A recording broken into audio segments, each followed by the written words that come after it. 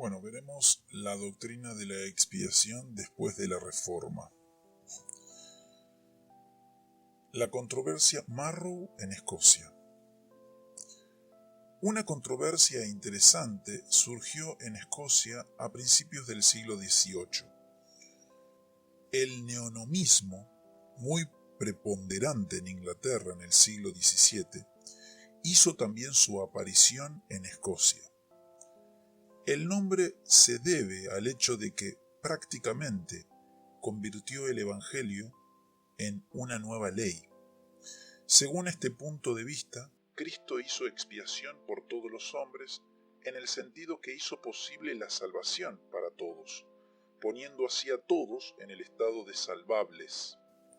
Cristo cumplió todas las condiciones del pacto de obras y por medio de ello abrogó la vieja ley de ese pacto, de tal manera que su obra puede ser llamada nuestra justicia legal. Habiendo cumplido todas las condiciones del pacto de obras, luego introdujo una nueva ley, la ley del Evangelio, la cual requiere fe y conversión. Estas constituyen la justicia evangélica del creyente, la cual, por muy imperfecta que sea, es la base de la justificación antes que la justicia de Cristo imputada al creyente. De este modo, el pacto de gracia se cambió en pacto de obras. Esto es simplemente arminianismo bajo un nuevo nombre. La posición neonomista fue resistida por medio de la obra denominada La médula de la divinidad moderna de Fisher, publicada en 1645. Cuando el neonomismo apareció en Escocia, esta obra se publicó allí bajo auspicio de James Hogg en 1718 y encontró ardientes admiradores en Thomas Boston y los dos Erskines.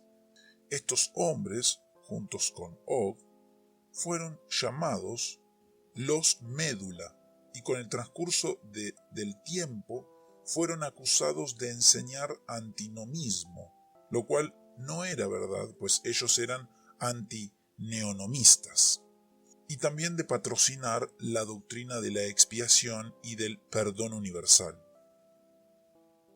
Aunque esta acusación no era justa, debe decirse que su deseo de establecer firmemente la garantía de la oferta universal de salvación les llevó a utilizar lenguaje dudoso por el cual ellos se expusieron a dicha acusación. Ellos, de todo corazón, asumieron el sano principio calvinista de que Cristo murió en cumplimiento del pacto de redención, para asegurar la salvación de los elegidos. Pero al mismo tiempo insistieron sobre una referencia general a la expiación. Decían que, aunque Cristo no murió por todos, es decir, para salvar a todos, sin embargo, Él se ofrece a todos, estaba muerto por todos, si solo lo recibían. El amor dadivoso de Dios hizo un regalo de Cristo y de los beneficios de la redención a todos los hombres, para ser recibidos bajo la condición de fe. Esta es la base para la oferta universal de la salvación. Al mismo tiempo, solamente los elegidos son el objeto del amor electivo de Dios, y solo ellos obtienen la salvación.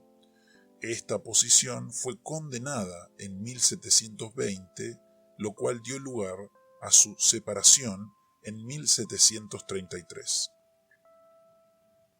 Veremos la explicación según Schleiermacher y Rilke. Schleiermacher: en él nos encontramos con una nueva línea de pensamiento.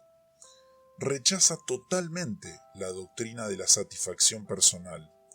Su obra constructiva sobre la doctrina de la expiación revela muy poco parecido a teorías anteriores, excepto que, cuando mora en los sufrimientos compasivos de Cristo y su efecto en los hombres, nos recuerda la opinión de Abelardo. Su línea fundamental de pensamiento puede decirse que hace eco de algún modo de los pensamientos de aquellos primeros padres de la Iglesia, quienes enfatizaban la encarnación como el gran acto redentor de Cristo, aunque ciertamente ellos no compartieron las nociones panteístas de Schleiermacher. Bajo la influencia de Hegel, se rejuveneció la idea de que la encarnación era el hecho central de la redención, la cual fue adoptada por Schleiermacher, aunque con un énfasis un poco diferente.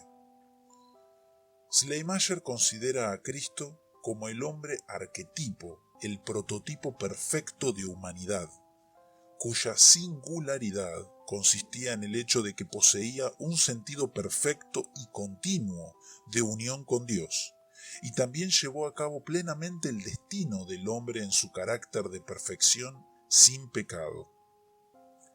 Él era el segundo Adán, como el primero, verdaderamente hombre, pero puesto en circunstancias más favorables y permaneciendo perfecto y en obediencia sin pecado. Él fue la cabeza espiritual de la humanidad, capaz de animar y sustentar la vida superior de toda la humanidad, el hombre perfectamente religioso y la fuente de verdadera religión, en quien, mediante fe viva, otros pueden también llegar a ser perfectamente religiosos. Esta dignidad trascendente encuentra su explicación en una presencia peculiar de Dios en él. Cristo entró en la vida de la humanidad como una nueva levadura, haciendo de los que se conectaban con él receptores de cosas superiores y comunicándoles una experiencia interior de conciencia de Dios similar a la de él mismo. Su actividad es de un tipo creativo, una influencia inspiradora y dadora de vida de espíritu a espíritu. Sus sufrimientos y muerte voluntarios sirvieron para revelar su amor hacia el género humano y la devoción a su misión, y para intensificar la influencia que él ejerce en las almas que estaban previamente alienadas de Dios. Esta posición es llamada la teoría mística de la expiación. Es completamente subjetiva y por lo tanto, estrictamente hablando, no es ninguna teoría de la expiación. No toma en cuenta la culpa del pecado, sino que solo busca explicar cómo el hombre es liberado de su corrupción, la cual, en su teoría, de ninguna manera es pecado. Tampoco logra explicar cómo fueron salvados los santos del Antiguo Testamento. Ritschl. La influencia de Ritschl en la teología moderna solo es segunda después de la de Schleiermacher y es aún fuerte en el pensamiento teológico de la actualidad. Ritschl ve a Cristo como un hombre que para nosotros tiene el valor de un Dios y a quien puede atribuírsele deidad en razón de su obra. Él niega el hecho e incluso la posibilidad de una expiación vicaria. Declara que la reconciliación consiste exclusivamente en el cambio de actitud del pecador hacia Dios y mantiene que la obra de redención pertenece primariamente a una comunidad y sólo secundariamente a los individuos en tanto y en cuanto ellos llegan a ser miembros de la comunidad redimida y de este modo participar de sus beneficios. Según Ritschl, Cristo obró la redención como el portador de la perfecta y final revelación de Dios, y como el fundador y sustentador de la comunidad cristiana, el reino de Dios. Él fundó la comunidad cristiana mediante el vivir su vida en perfecta confianza y obediencia, y mediante la exhibición de las mismas cualidades cuando la fidelidad a su vocación hizo necesario que él soportara sufrimiento y muerte. Sin embargo, esta muerte no tenía ninguna significación como propiciación por el pecado. Su valor radica en el hecho de que es un poder que continúa despertando fe constante en el amor de Dios, un espíritu de obediencia hasta la muerte y un sentido de victoria sobre el mundo. Con todo, Dios perdona el pecado sobre la base de la obra de Cristo en la fundación del reino y por causa del reino. Por lo tanto, a diferencia de la teoría de la influencia moral, Ritschl propone una base objetiva para el perdón del pecado. Algunas veces parece considerar a Cristo meramente como un ejemplar, pero esto es solo aparente. Él encuentra la influencia de Cristo primariamente a través del Espíritu y la vida colectivos que pasa del Señor a la comunidad que Él fundó.